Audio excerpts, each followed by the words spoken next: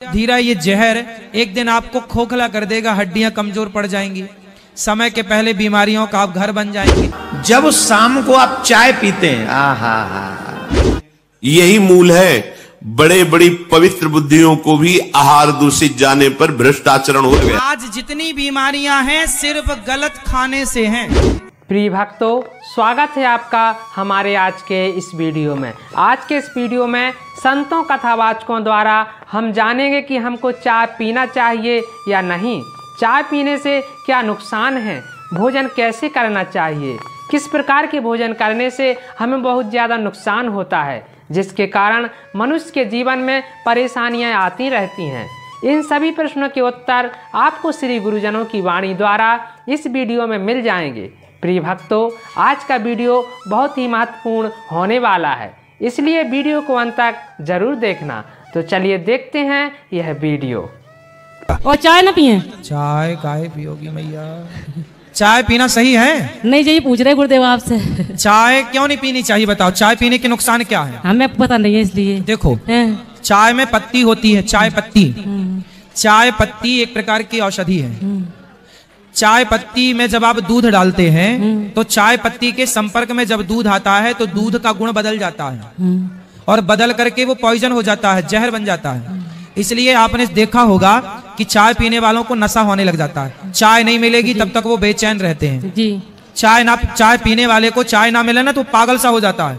आप बताओ, ये पागलपन नशा है या नहीं जी? और ये शक्कर तो होती है मस्त, उसमें शुगर को बढ़ाने का काम करता है।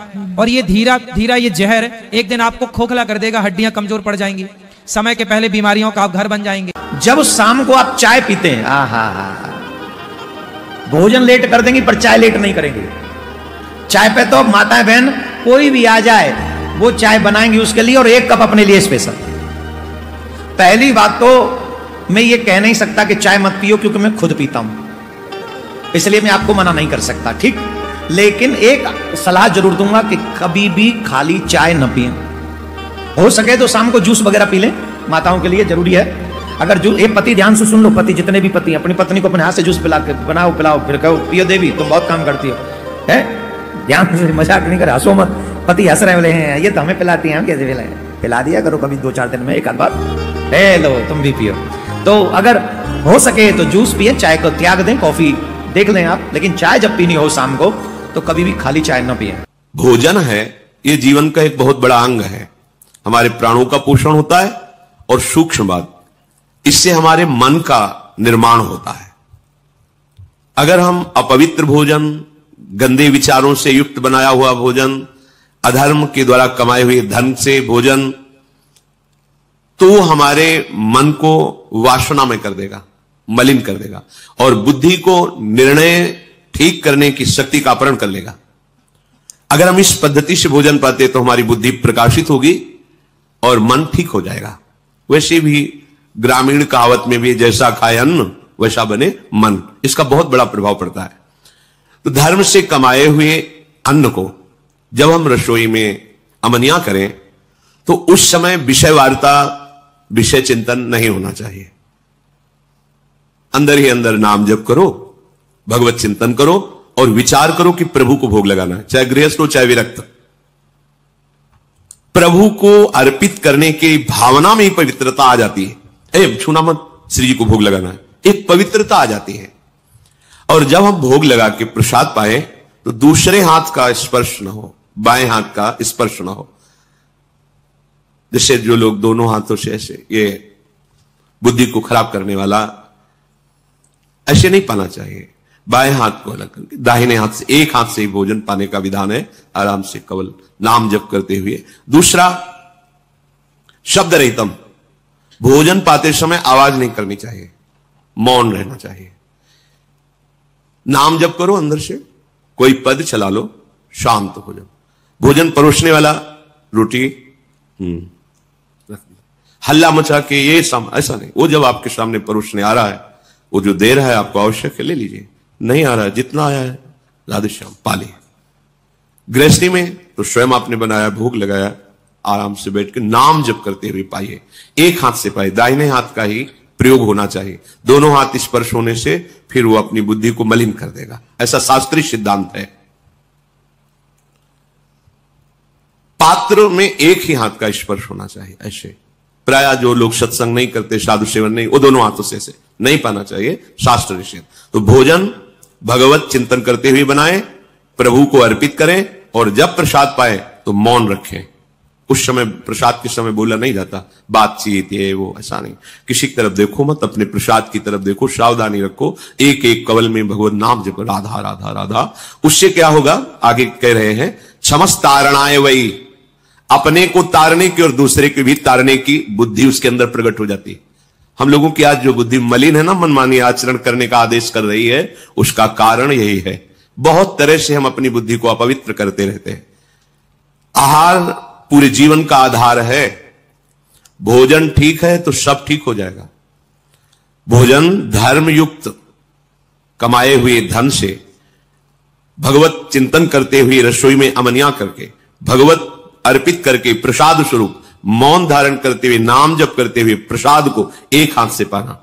इससे क्या होगा, कह रहे हैं सात क्षमस तारणाए वही, वो अपने को भी तारने में समर्थ है और दूसरे को भी तारने में समर्थ हो जाएगा। क्या होगा, उसकी बुद्धि भगवत परायण हो जाएगी।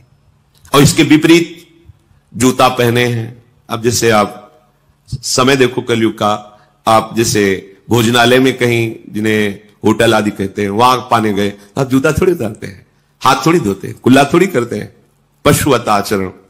ऐसे ही जूता पहने हुए, ऐसे ही क्या कैसा बना हुआ है, कोई निर्णय नहीं, तो बुद्धि कहां जा रही है, देखो ना।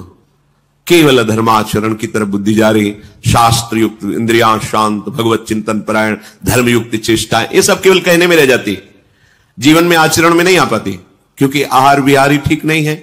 यही मूल है। बड़े बड़ी पवित्र बुद्धियों को भी आहार दूषित जाने पर भ्रष्ट आचरण हो गया। आज जितनी बीमारियां हैं सिर्फ गलत खाने से हैं। यदि सब लोग सही सही खाएं और परफेक्ट खाएं तो कभी बीमार नहीं पड़ेंगे। अब जैसे आप चाय पीते हैं, क्या चाय पीने योग्य है? मैया आप तो सिर हिला रही थी, हाँ तो पीती हो ना, एक लोटा पीती। हमारी माताएं तो एक एक लोटा चाय, आदमी पीता है जरा सी कप भर पीता है, कुछ लोग तो एक एक लोटा चाय पी जाते हैं। क्यों मैया आप चाय पीती हो ना, एक लोटा, एक गिलास, एक कप, क्यों पीती हो? नहीं रहा जाता? चाय क्यों पीना है मेरी मां?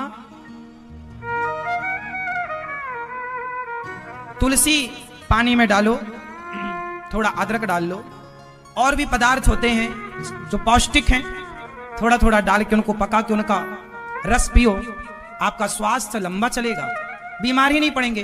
कोरोना काल में डॉक्टरों ने क्या बताया, क्या पियो? जोर से काढ़ा, इम्यूनिटी पावर को स्ट्रांग करने के लिए क्या है, लेकिन आप क्या पीते हैं?